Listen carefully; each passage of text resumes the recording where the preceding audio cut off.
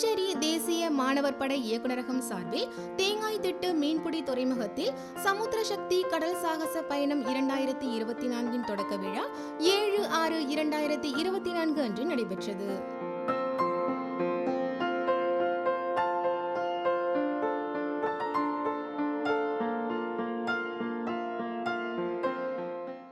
இந்த சாகச பயணம் 7/6/2024 முதல் 17/6/2024 வரை நடைபெறுகிறது. இந்நிகழ்ச்சியில் சட்டமன்ற உறுப்பினர் திரு பாஸ்கர் என்கிற தட்சிணாமூர்த்தி அவர்கள் கலந்து கொண்டு கொடியசைத்து துவக்கி வைத்தனர். இந்நிகழ்ச்சியில் தேசிய மாணவப்படை மாணவர்கள் மற்றும் இயக்குநர்கள் கலந்து கொண்டனர்.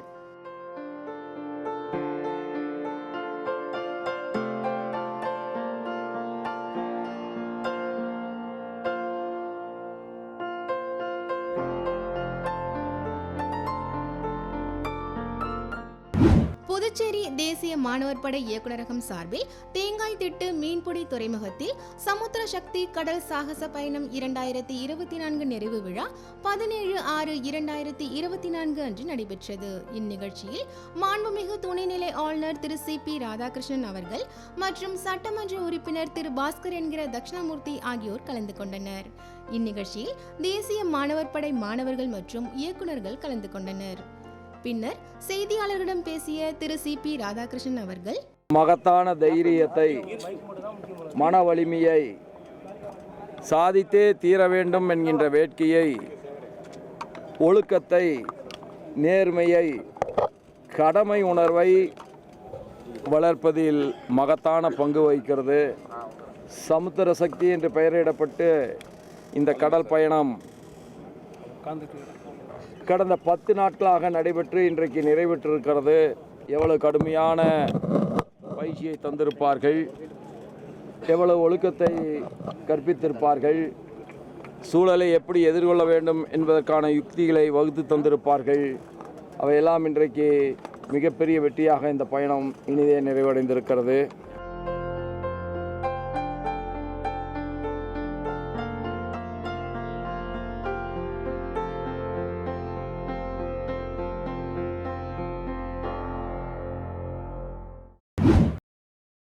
புதுச்சேரி ரெட்டியார்பாளையம் புதுநகர் பகுதியில் அண்மையில் கழிவறையில் விஷவாயு பரவி 3 பெண்கள் உயிரிழந்தனர். அதனையடுத்து மாண்புமிகு துணைநிலை ஆளுநர் திரு சி.பி. ராதாகிருஷ்ணன் அவர்கள் புதுநகர் பகுதியை 14/6/2024 அன்று பார்வையிட்டு உயிரிழந்தவர்களின் குடும்பத்தினருக்கு ஆறுதல் கூறினார். மேலும் பொதுப்பணித்துறை சார்பில் வீடுகளுக்கு புதிதாக அமைக்கப்படும் கழிவுநீர் குழாய் இணைப்பு தொட்டி கட்டுமான பணிகளையும் பார்வையிட்டார்.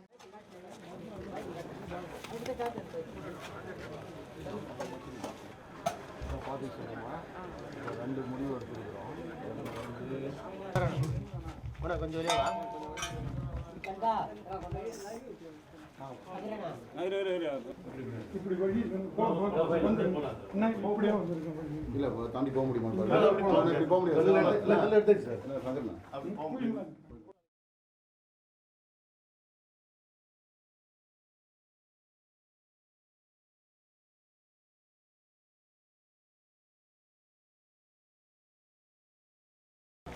எல்லாம் முறையான நடவடிக்கையை எடுக்க சொல்லியிருக்கிறோம்.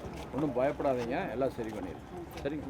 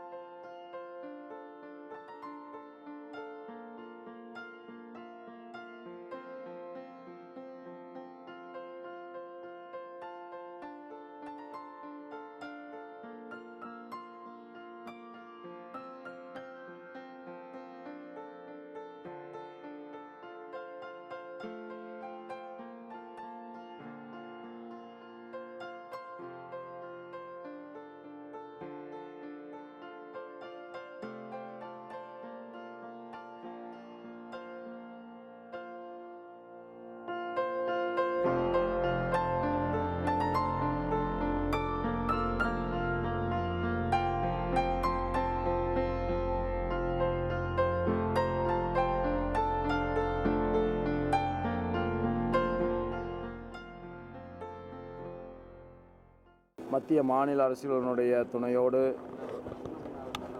பழைய கட்டடங்கள் அதனுடைய பழமை மாறாமல் புதுப்பிக்கப்படுகிறது.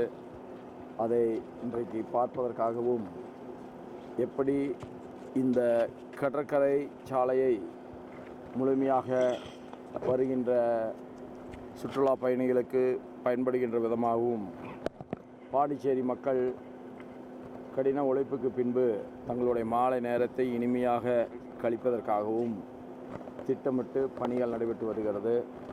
இன்னும் ஒரு 2 மாதங்களுக்குள்ளாக இந்த பணிகள் எல்லாம் முழுமையாக முடிந்துவிடும். ஒரு பழமை மாறாத புதுப்பொலிவோடு நம்முடைய கடற்கரை சாலை விளங்கப் போகிறது.